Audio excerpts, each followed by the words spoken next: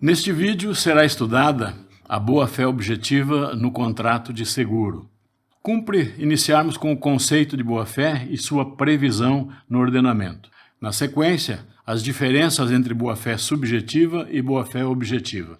Para então, em seguida, um breve histórico da exigência da boa-fé, depois a boa-fé objetiva aplicada ao contrato de seguro, a exigência máxima nos contratos de seguro, a má-fé do segurado e do segurador, o ônus da prova da má-fé e, finalmente, encerraremos com as conclusões.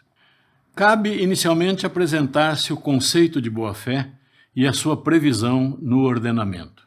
No âmbito do contrato, existem em nosso sistema vários princípios que têm a função de regrar as negociações entre as partes, visando promover o que constitui o completo ciclo existencial do contrato. Ele nasce do mútuo consenso, sofre as vicissitudes de sua carreira e termina com o adimplemento da obrigação. Todo contrato tem como elementos o agente, a manifestação de vontade desse agente, o objeto e a forma. O foco desta palestra será a manifestação de vontade.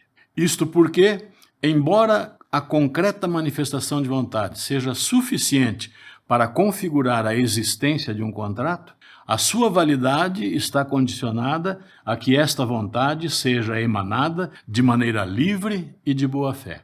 E o que seria a boa-fé, então, para o contrato? De início, é bom nos preocuparmos em sustentar que a boa-fé é considerada hoje, em nosso sistema, uma cláusula geral, cujo conteúdo é estabelecido em concordância com os princípios gerais desse sistema jurídico: liberdade, justiça e solidariedade, os quais têm base constitucional. Em razão disso, os demais princípios contratuais, como a autonomia da vontade e o pacta sunt servanda, continuam sim a existir e a serem aplicados, todavia, a partir de uma interpretação diferenciada, ou seja, foram esses princípios reformulados, remodelados em atenção aos princípios da função social e da boa-fé, a objetiva, mormente, que merecerá destaque neste estudo. Ela deve estar presente obrigatoriamente em todos os contratos celebrados, de acordo com o artigo 422 do Código Civil Pátria. Abro aspas para o teor do texto legal. Os contratantes são obrigados a guardar, assim na conclusão do contrato, como em sua execução,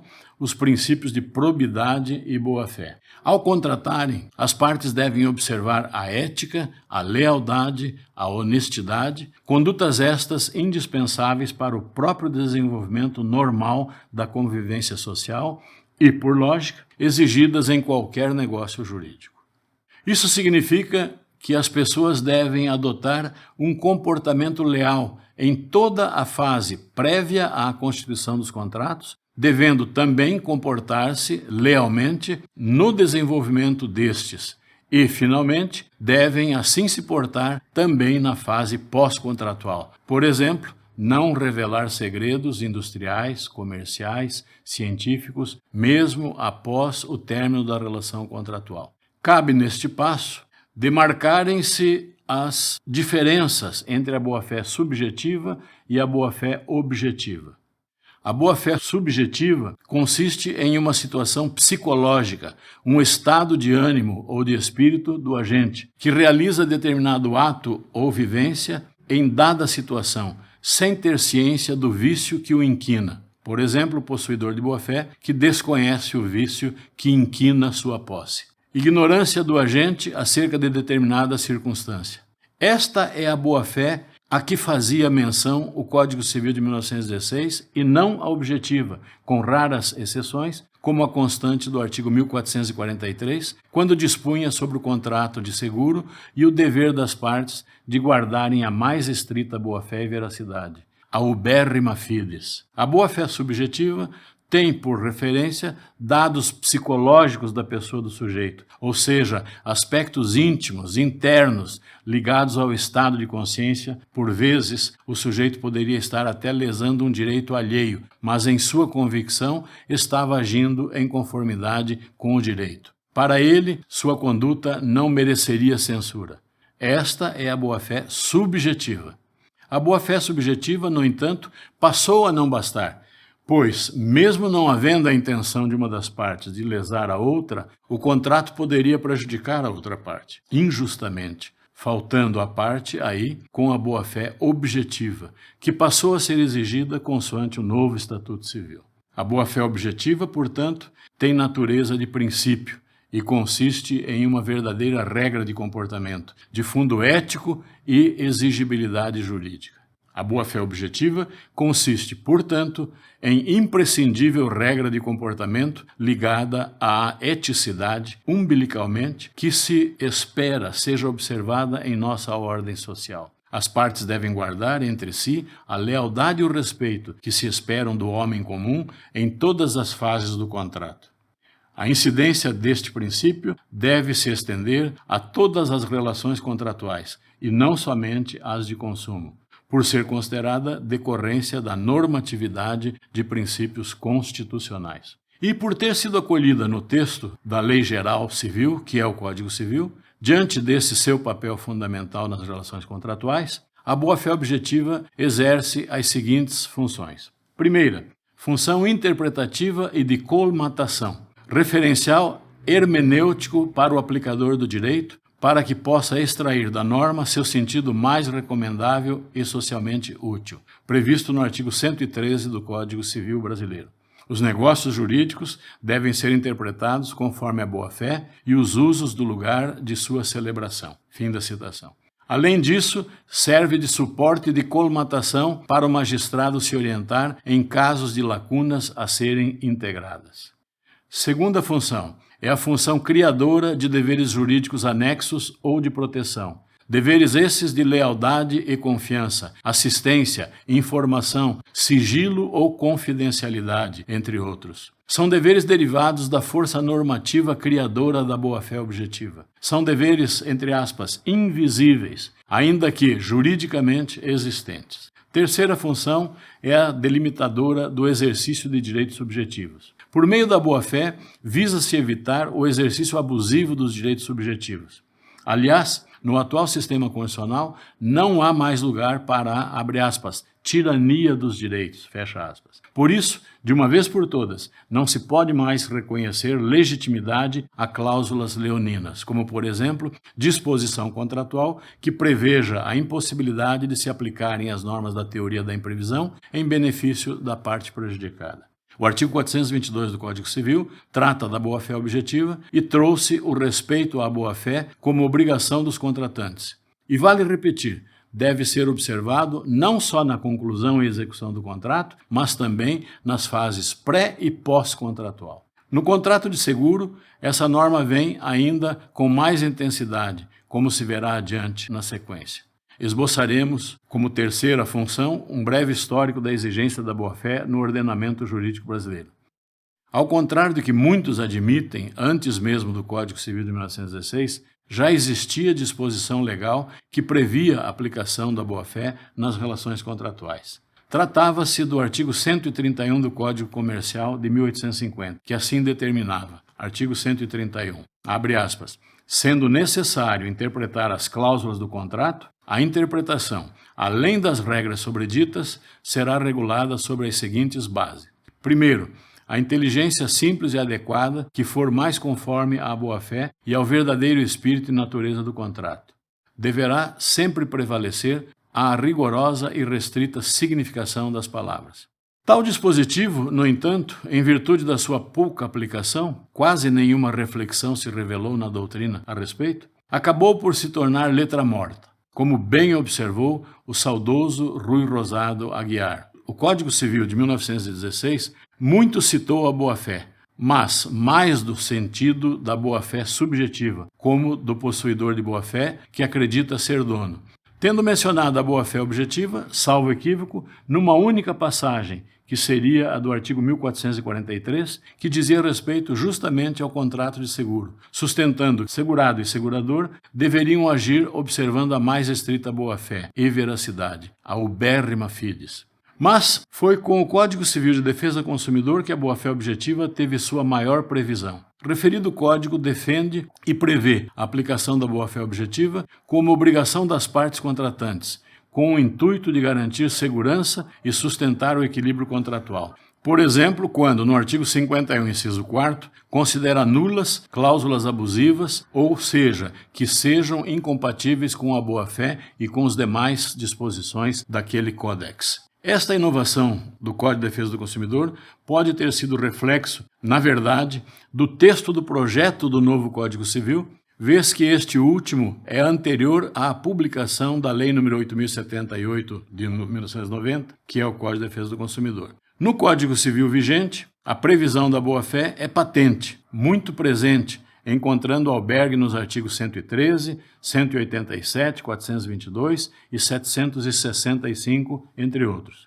Foi assim que este novo diploma legal civil estabeleceu regra de hermenêutica em seu artigo 113, de que, abro aspas para o texto legal, os negócios jurídicos devem ser interpretados conforme a boa-fé, os usos do lugar de sua celebração. Fim da citação.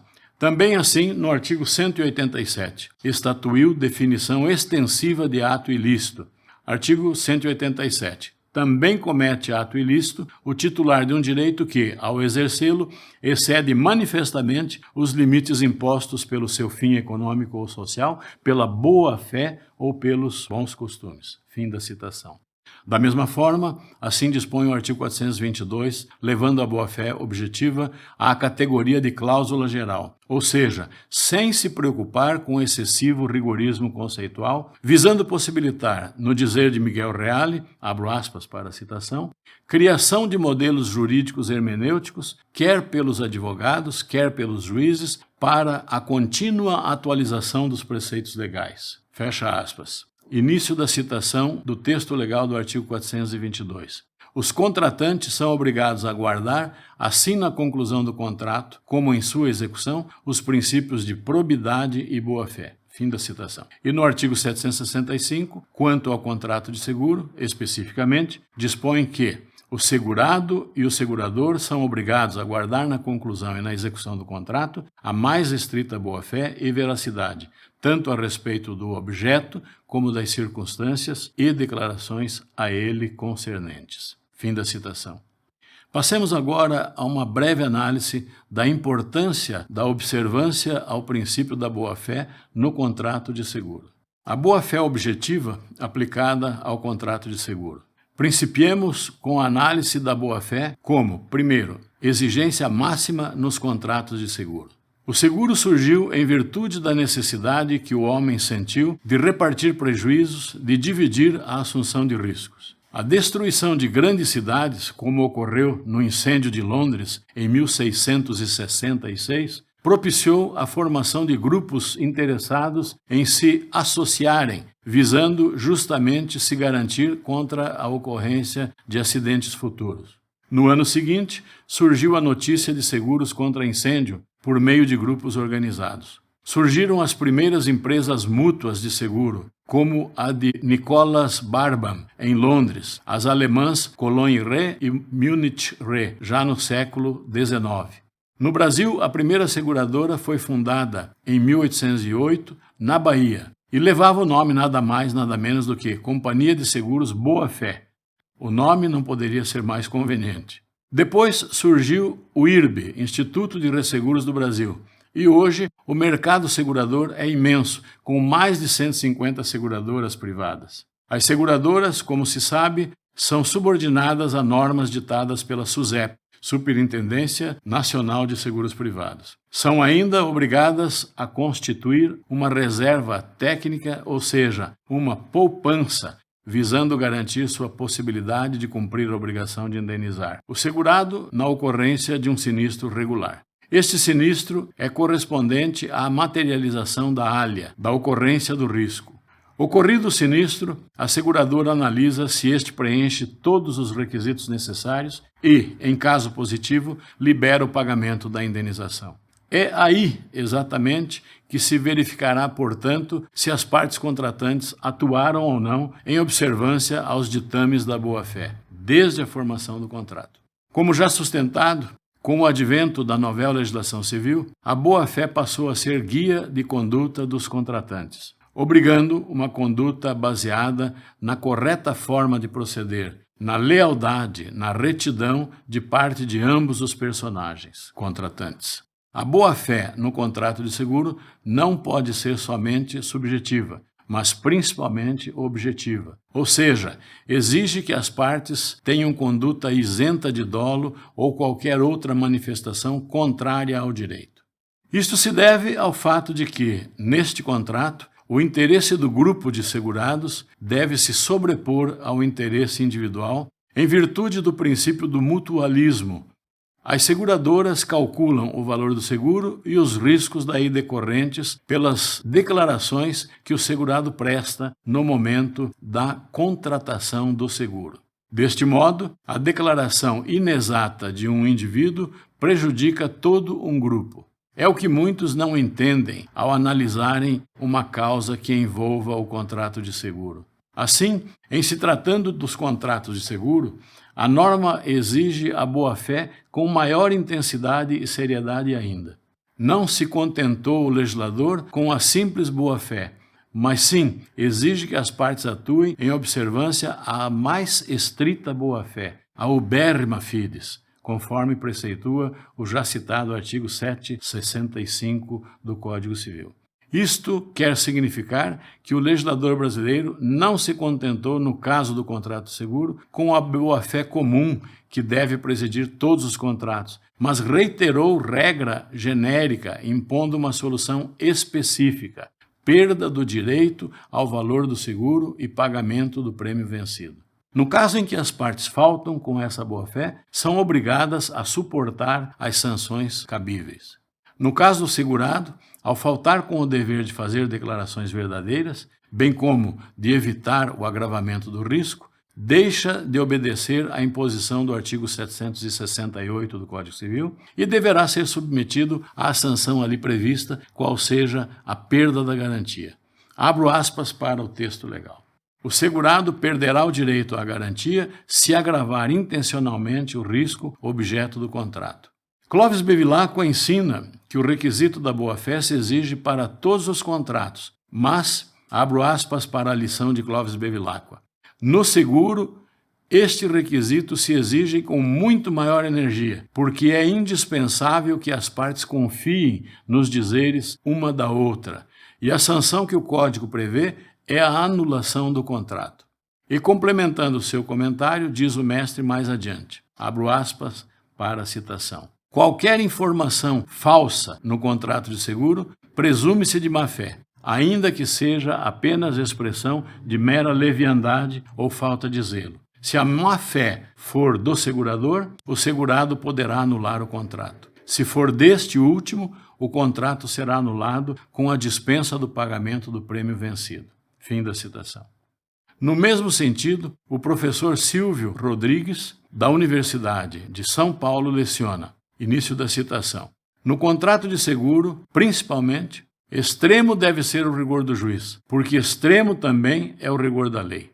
Esta não se satisfaz com a regra genérica de que em todos os contratos as partes devem se comportar com a maior boa-fé e repete, no âmbito particular daquele contrato, o preceito que de certo deve informar a todos. Assim, o Código dispõe que segurado e segurador são obrigados a guardar no contrato a mais estrita boa-fé e veracidade, nos termos do artigo 1443, sendo certo que sujeita o segurado à perda do direito ao valor do seguro e ao pagamento do prêmio vencido se não fizer declarações verdadeiras e completas, omitindo circunstâncias que possam influir no contrato, nos termos do artigo 1444, fim da citação.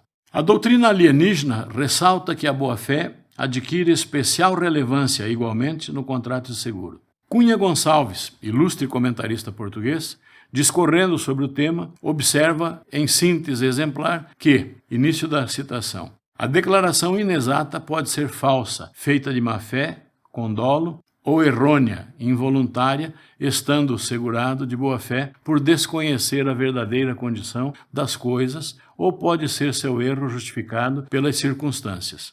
Em ambos os casos, ela anula o seguro, porque determina o vício. A boa-fé do segurado não impede que o risco garantido pelo segurador seja diverso do verdadeiro. Fim da citação. A unanimidade da doutrina, como se verifica, impõe ao segurado a obrigação de prestar informações exatas, sob pena de nulidade do contrato. Para levar à perda da cobertura do segurado e à obrigação de pagar o prêmio vencido, não exige a lei que o segurado tenha agido dolosamente, sendo suficiente o erro para determinar o vício de consentimento. A jurisprudência de nossos tribunais tem enfatizando, em consonância com a melhor doutrina, a imprescindibilidade da boa-fé para a validade do contrato de seguro. Início da citação. A obrigação fundamental dos contratantes é a de guardar a mais estrita boa-fé em todos os contratos. Todavia, no contrato de seguro, além da boa-fé, o segurado que não fizer declarações verdadeiras e completas na proposta de seguro perderá o direito ao valor de cobertura.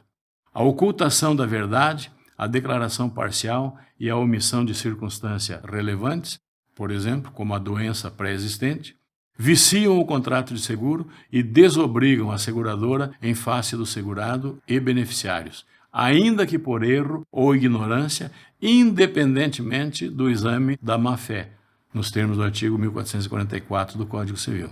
Acórdão do Tribunal de Justiça do Rio Grande do Sul, da 5ª Câmara Civil, julgado em 2 de março de 2000.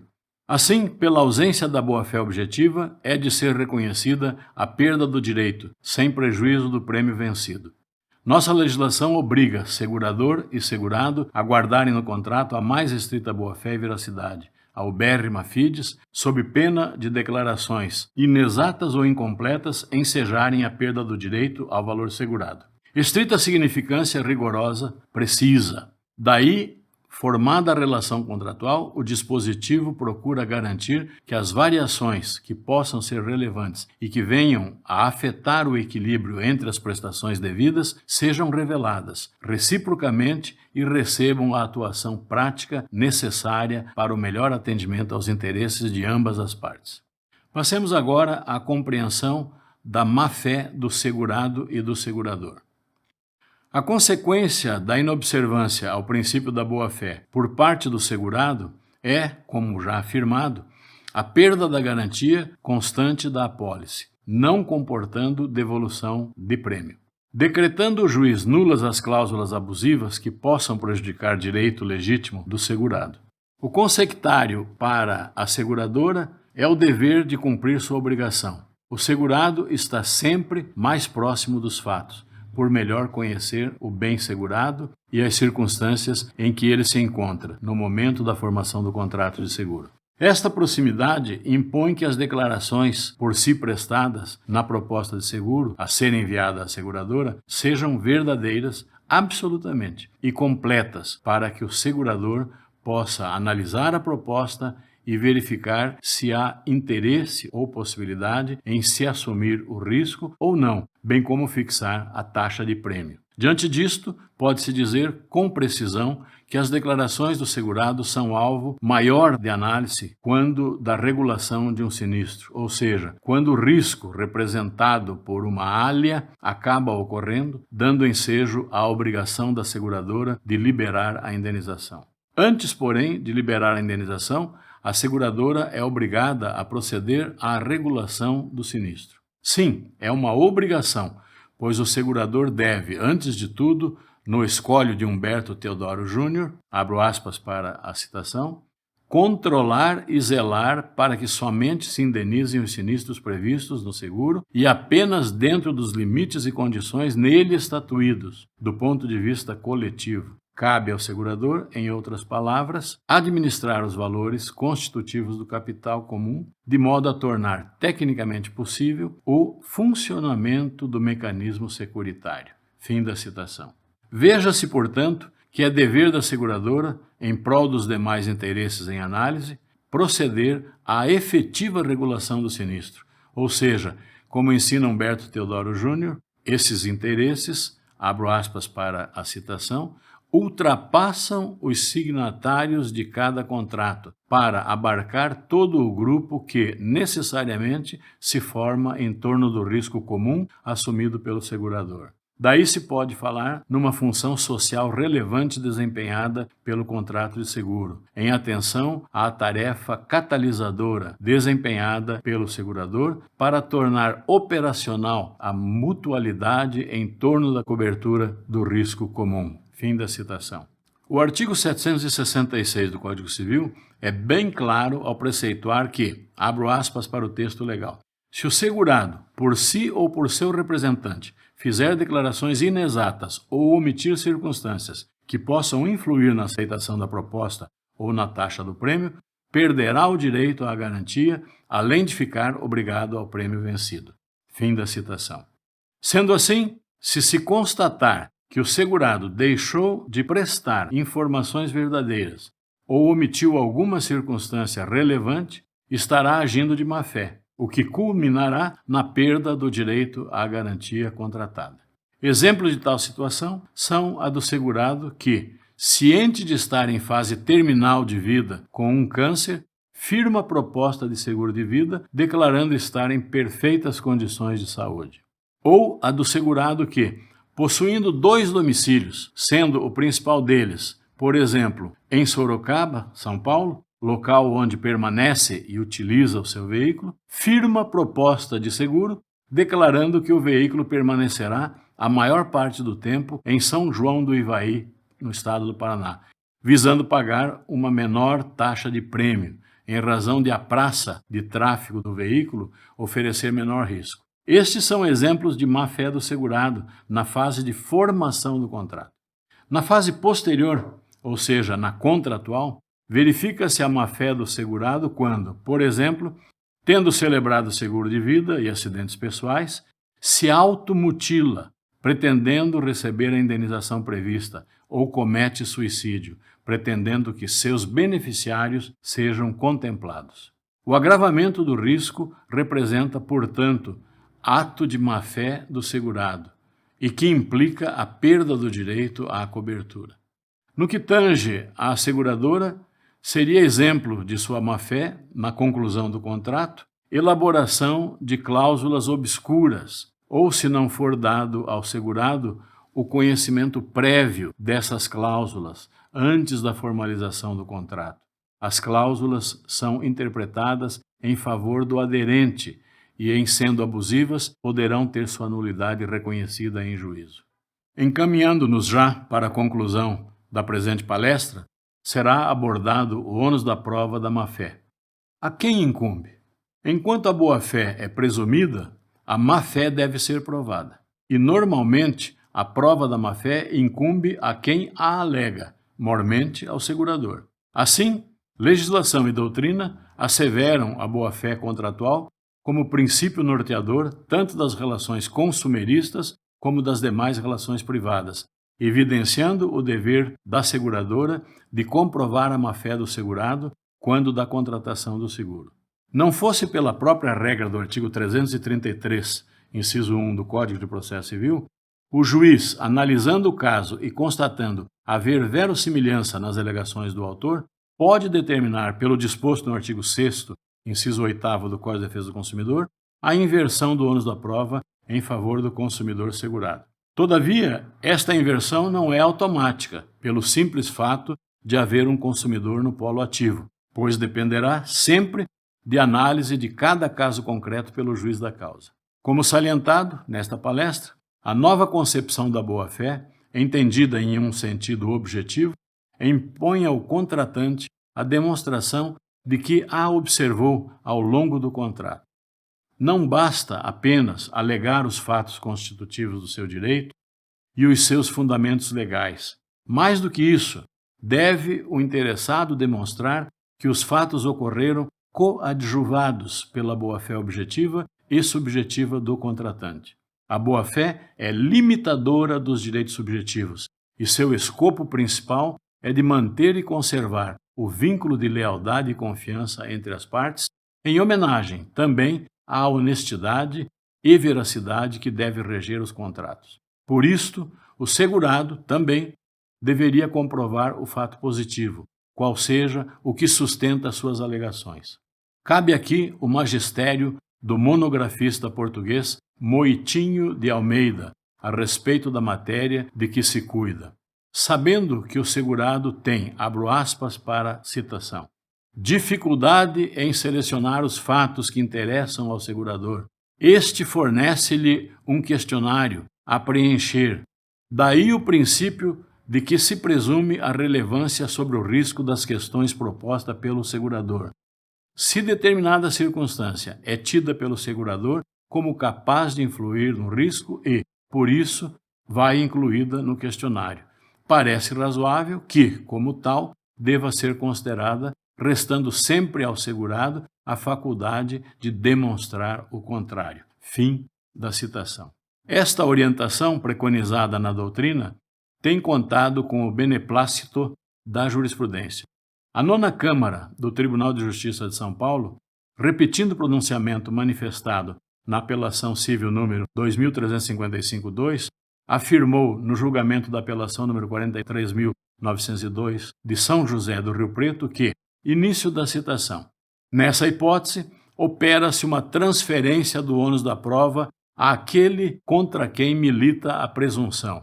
Cabe o ônus de demonstração em contrário de que esse fato presumido inocorreu. Não da prova negativa cabal, mas ao menos da apresentação de indícios expressivos de que aquilo que normalmente acontece, no particular, não aconteceu.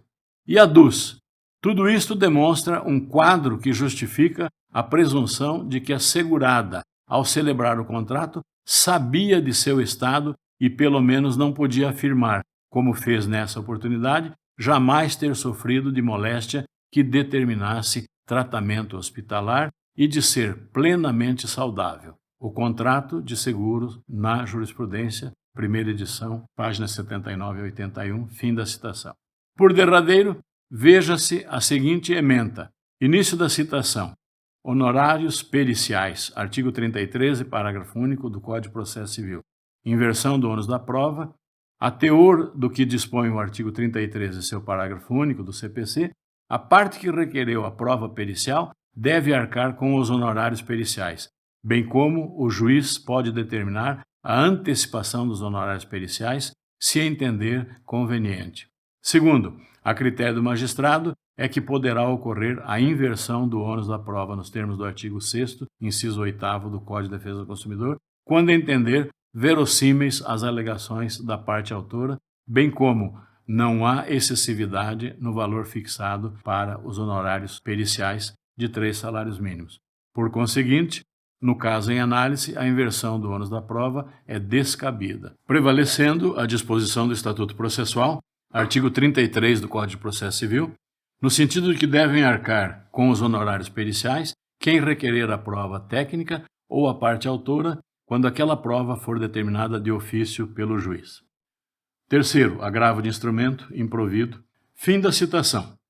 Veja-se que a inversão do ônus da prova é mera faculdade do juiz e não um dever sempre que houver um consumidor no polo passivo.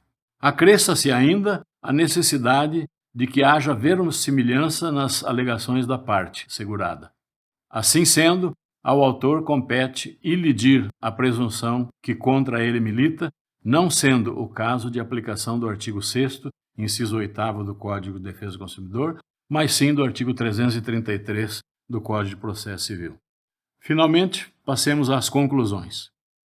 Eram estas as observações que preparei para este vídeo. A bem da verdade, uma palestra tem, na minha opinião, o condão mais de provocar o interesse pela reflexão do que propriamente responder dúvidas previamente concebidas. Este tema faz parte do meu métier. Eu trabalho com isso e posso dizer que, hoje, os fóruns estão abarrotados de demandas em que se discute o contrato de seguro. E posso afirmar aos senhores que não só as seguradoras têm sofrido reprimenda de suas condutas, mas também os segurados que deixam de observar a boa-fé têm tido rejeitado seus pleitos em juízo, o que mostra que os juízes têm, cada dia mais, sido cautelosos e atentos à verdade que cercou aquela contratação.